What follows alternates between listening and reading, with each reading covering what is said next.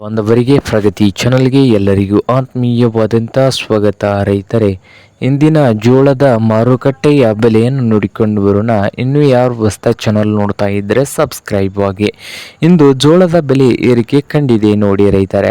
2,500 ರೂಪಾಯಿದಿಂದ 3,000 ರೂಪಾಯಿವರೆಗೆ ವಿಜಯಪುರ ಮಾರ್ಕೆಟ್ನಲ್ಲಿ ರೇಟನ್ನು ಹೊಂದಿದೆ. 2,500ದಿಂದ 3,000 ರೂಪಾಯಿವರೆಗೆ 1 ಕ್ವಿಂಟಲ್ ಜೋಳಕ್ಕೆ ವಿಜಯಪುರ ಮಾರ್ಕೆಟ್ನಲ್ಲಿ ಬೆಲೆಯನ್ನು ಹೊಂದಿದೆ. ಹಾಗೆ ಹುಬ್ಳಿ ಮಾರ್ಕೆಟ್ನಲ್ಲಿ 1 ಕ್ವಿಂಟಲ್ ಜೋಳಕ್ಕೆ 2,200 ರೂಪಾಯಿದಿಂದ 2,900, 2,200ದಿಂದ 2,900 ಹುಬ್ಳಿ ಮಾರ್ಕೆಟ್ನಲ್ಲಿ 1 ಕ್ವಿಂಟಲ್ ಜೋಳದ ಬೆಲೆ ಇದೆ. ಹಾಗೆ ರಾಯಚೂರು ಮಾರ್ಕೆಟ್ನಲ್ಲಿ 2,000ದಿಂದ ಹಿಡಿದು 2,700 ಇದೆ ನೋಡಿ ರಾಯಚೂರು ಮಾರುಕಟ್ಟೆಯಲ್ಲಿ. ಹಾಗೆ ಸಾಂಗ್ಲಿ ಮಾರ್ಕೆಟ್ನಲ್ಲಿ ಕೂಡ 3,000 ರೂಪಾಯಿದಿಂದ 3,400 ರೂಪಾಯಿವರೆಗೆ 1 ಕ್ವಿಂಟಲ್ ಜೋಳದ ಬೆಲೆ ಇದೆ.